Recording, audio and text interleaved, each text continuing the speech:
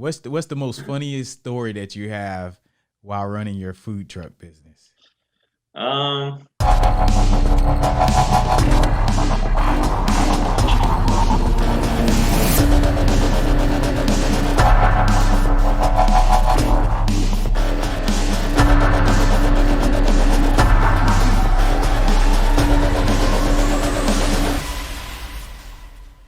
Hi, I'm Dana White, founder and host of One Real Story, the podcast and book series where we provide entrepreneurs with practical advice through the voices of successful entrepreneurs.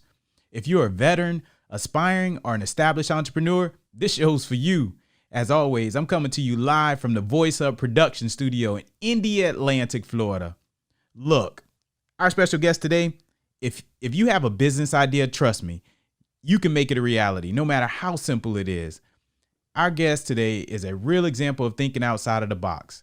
He is an Air Force veteran, pararescueman in the Air Force, and a successful entrepreneur that has built his own food truck district in Fort Walton Beach, Florida, in a location that they call the Fresh Culture. The food district is comprised of 4 different trucks to form a company called Sunset Bowls. I'm telling you, this is pretty awesome. All right. So he's worked with special forces groups all over the world and been on multiple deployments. And while doing this, as a true entrepreneur, he's managed to lead a team of 30 individuals, including 5 managers, to help his dream to become a reality. He's truly an amazing story. Let's see. My Air Force buddy, my friend, Alex Bader. But hold on, one more thing. This guy is one of the most humblest guys you'll ever meet. I just had to add that in, Alex. How you doing today? hey, good man, good. Thanks for having me. I appreciate it. No problem. No problem. Glad to have you. So, food trucks, right? So when people think of food trucks, I'm like, okay, I'm thinking of the neighborhood guy. He comes up with a barbecue, the smoker where I'm from, and he finds a spot on the corner and he makes money. Now, don't get me wrong, it's a great idea and he's making a lot of money, but you managed to do it with 4 trucks. So, what do you serve in your food trucks, and how important it is for location? Yeah, so we have the 4 different concepts, and basically we started off. Our first one was acai bowls and smoothies, and from there, acai is basically like it's a berry that's it grows in the Amazon forest, and we serve it as a sorbet consistency. Basically, put some toppings on top, and it's like a smoothie bowl almost. And then we decided to kind of add coffee onto that. So then we opened up our coffee truck alongside with that one. And then a few months passed, and we're like, man, there's just no place to have like breakfast in the morning around here, or like a good lunch spot. So we're like, let's just do a breakfast one and lunch. So we combine those 2 together, do like breakfast bagels and stuff like that. And then our most recent one was a juice box where we're doing juices and crepes. And all the food basically is comprised from just different places that I've been to and just like knowledge of different food that I enjoy. And we kind of just put all those together. I would say the location was probably one of the most important things at the beginning, just because it kind of helped people to see us constantly on a constant basis. Being downtown, people would see us a lot. Oh, okay. And so the location was really important then. I think now, even if we moved our location, it would be okay just because we have a good following. But at the beginning, it was definitely pretty important. Well, I mean, doing a little looking at your bio is what 2018 when you got started, and it's 2020 now. Yeah, yeah, July of 2018, right? Yeah. That's pretty fast. That's pretty fast Yeah, to make a big yeah, mark as it's you did. crazy. Yeah. Yeah, it's crazy because we go back and forth. Like, man, we need to slow down. Then we're like, man, we need to speed up. Like, we're not moving fast enough. So it's kind of just that constant battle to find that balance of, keep being able to keep up with what we have going on, but also continuing to add. Sweet. And then I think I remember you mentioning that like this wasn't common. This was you pioneered this. So you had to go through some permitting processes, right? That Yeah, for sure. Yeah, so the city was pretty weird about kind of what we were doing because usually food trucks move around, and instead of moving around, we decided to be stationary Mhm. and kind of just use the food truck concept to provide like an outdoor more of kind of area. And so, yeah, we had to work with the city a lot to try and get through some loopholes, but thankfully, it's been great working with them so far. That's pretty sweet. So now, did you tell us how did you land in the food truck business? Like, where did you get the idea from? Yeah, so it's kind of weird. So my girlfriend at the time and we took a trip out to Hawaii, and there was acai bowl food trucks everywhere. They're like actual, trucks, and they're just everywhere. And so we came back and man, we really want to do acai here. So we're looking for a spot to see if we can, venture into like brick and mortar. And then I can't really exactly remember the moment when we decided to do like a trailer, Yeah. but that was the spark of it. And then a couple months later, we were open. So That's pretty cool. That's a cool story. Hawaii. That's a nice place. for sure. So now, as a humble guy, as I mentioned, right, that's one of the things that I like about you. Now, you're a different type of breed, though. You're a pararescueman. Can you tell the listeners what a pararescueman is and what skills that you have taken from the Air Force that has translated into business to help you be successful? Sure. So pararescueman basically is, someone that's able to, jump, dive, shoot, basically insert into any place, and be able to provide medical attention to people that need it, and then be able to get them out of there in any hostile environment or dangerous environment. Most of the things I would say that I took away was, some kind of structure and organization skills, basically taking away, the team mentality and all those kinds of things, and a lot to do with, mentorship and leadership, and a lot of things have helped me a lot to be able to, like you said, be able to keep the team somewhat organized and continue to develop structure, so that the process is a little bit easier when we do increase the staff numbers. Okay. All right. So, I remember you saying when you had this food truck, you started with a shell. You started with it. You came up with an idea, right? It was just like, let me get this regular trailer and gut it out Oh, and right. and design all the components to it.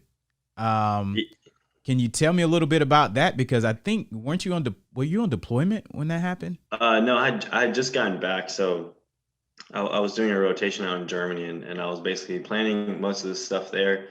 And when I got back was when uh, we really did solidify that we were going to do it. And then we bought a trailer from a crow that was leaving the area here, and I had no idea what I was buying at all. I was just like, man, I think this will work. And yeah, I just, started doing some electrical and the plumbing and stuff like that. And somehow it worked out. And that's evolved a lot, to now. But most of the things I did then are still working. So thankfully it worked out. That's pretty awesome. So you're basically saying that anyone who's ready to start a food truck business and they needed the interior design, you are the guy. Reach out. Reach Alex out. Bader. Yeah. All right. So, how did you overcome some of your biggest challenges and failures throughout this time? Yeah, so a lot of the weird things was, thankfully we had a really good community that, was super helpful. We were able to have the trailer sometimes at our local gym that we used to go to, and people would start to know us there a lot.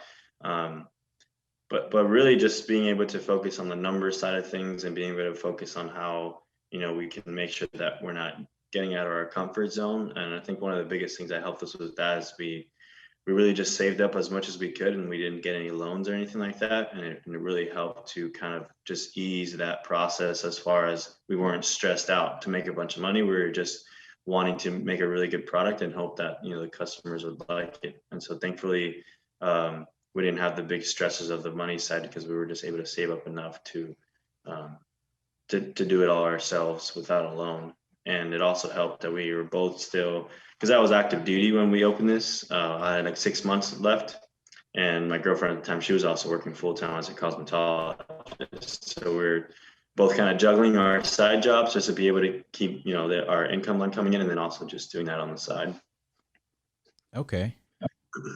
Well, that's a good way to start, right? So that kind of leads me to my next one. So question, which is Like if you can offer some advice to aspiring entrepreneurs, what type of advice would that be? Yeah, I would say just make sure that that it's something you want to do, and understand that it's going to take a lot of time and like you got just work a lot. Uh, but at the same time, don't think about it too much. Just go with your instinct and let allow that to kind of to bloom, so to speak, and allow it to kind of just take you on the adventure of opening your own business. And really, I would say if you can save up enough to where you don't have to take out any loans and you can kind of just afford that money at the beginning is pretty helpful, just so you don't have that extra stress or of owing someone money, even if it's not coming in. So yeah, I would Yeah, say honestly the biggest thing I would say is try to get a loan if at all possible. I agree. I agree. I mean, that's the same thing that I've done with my business too. Is that um, I went on my own money, so because I didn't want to lose any, I didn't want to be in debt for with no one. If the idea didn't, flourish as much as I envisioned, So I agree with For your sure. advice. I definitely agree. So some people forget this part, but as you grow your business, how do you streamline managing like 30 people on your team? That's a handful. Different personalities, different nationalities. How you Yeah, do for it? sure. So the team started growing quickly, almost without us noticing. We just noticed that we were getting real busy and we needed more help basically. Um, and it just slowly evolved to, like I was saying, developing, like those organization skills and being able to start putting stuff on paper. And so that things, training and stuff like that was more consistent. Almost like, a lot of the stuff that we do on the PJ side, it's all written down and you have to go through checklists and stuff like that.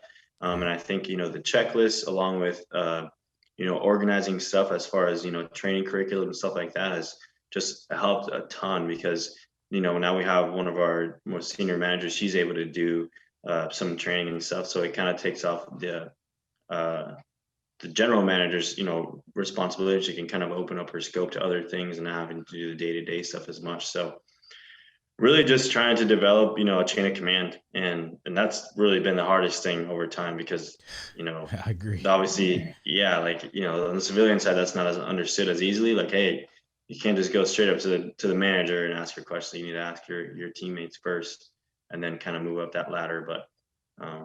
But so far, it's growing little by little, and we're trying to instill these processes now more than ever. So hopefully with more time, that chain of command will get stronger.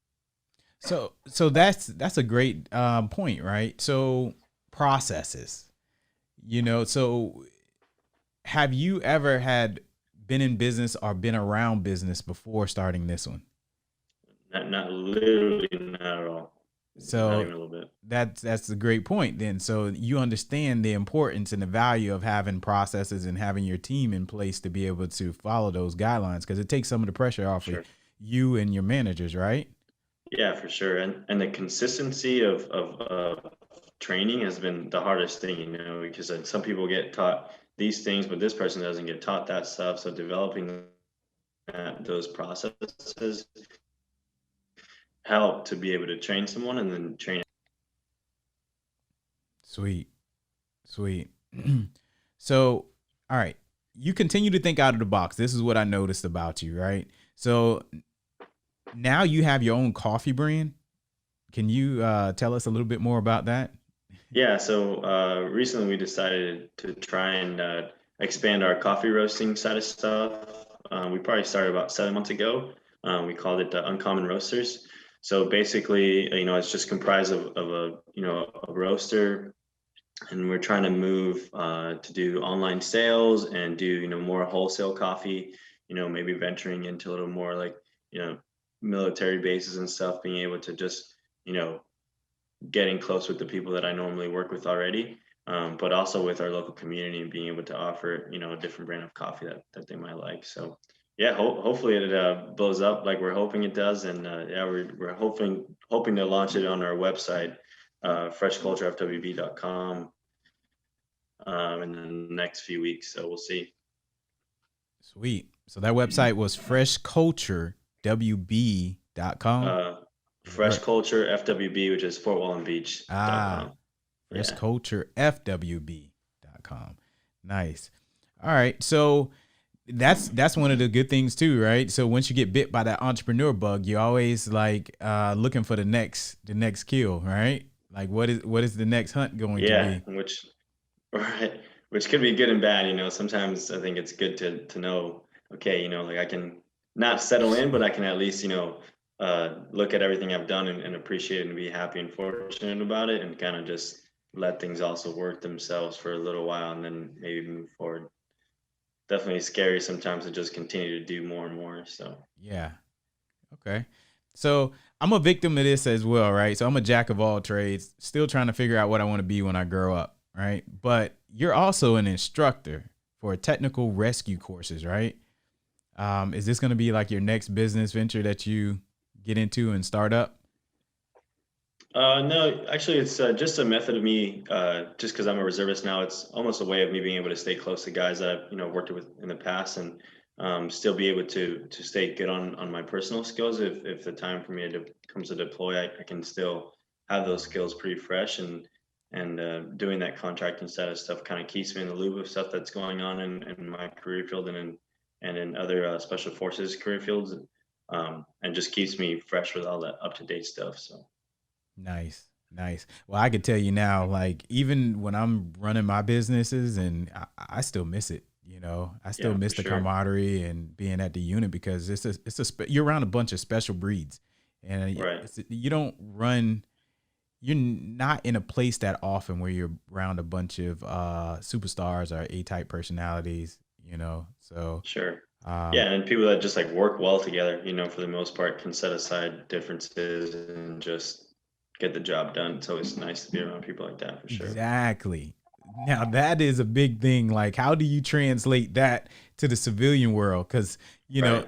when you come from a bunch of teamwork, sometimes it's a little bit difficult, and you have to be a little bit more patient in order Right. to make that happen. How do you manage your patience with that?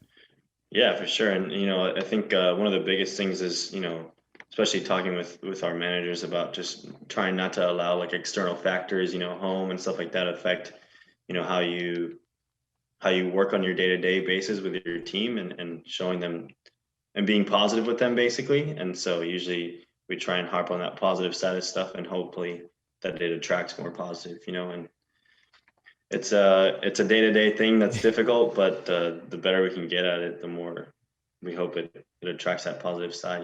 Yeah. All right, Alex. So, what kind of funny stories do you have? What's the most funniest story that you have while running your food truck business? um so probably when we first started, we didn't realize how funny it was, I guess, the things that we were doing. But so we were always afraid that someone would come and break the trailer or like beat it up or something. Just I don't know, just like insecure about it basically. So we would actually hook it up every night, bring it back to my house, park it. Oh wow. But the first couple of times we did it, I was just driving back to my house, bringing it back to my house, and you hear like all this stuff fell inside the trailer, like all our stuff just fell over. And I was just naive to, I didn't even realize that things would fall. Obviously, I was driving. But anyway, so then after that, we'd basically, one of us would ride inside the trailer, just pitch black, no AC, super hot, like holding stuff as the other person's driving. Um, that's probably some of the stuff that was just kind of silly, and we were just figuring it out as we were going. Yeah. Um, Oh yeah, absolutely. for That, sure. that's pretty nice. That's pretty funny though. Um, that's pretty funny. All right, so now you are successful with this business with the food trucks, right? You don't just have one, you have four. So you're kind of building something pretty nice and making a big impact in the community in Fort Walton Beach. But are you planning to build it to be sold, or you're keeping it within the family, make it a family business?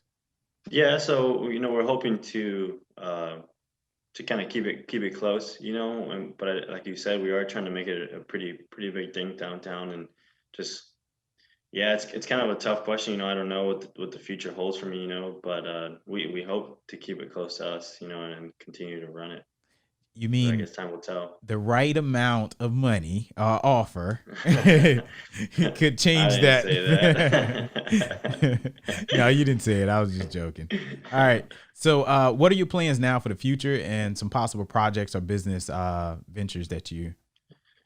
Yeah, so right now, basically, we're trying to continue pushing that roaster stuff. We're hoping to move into beer and wine here pretty soon, maybe by the summer, by next summer. And then personally, I'm trying to do some more real estate stuff. I Airbnb my current residence now, and I'm trying to like continue to grow that into a few more areas around the country. So Sweet, sweet. I like that.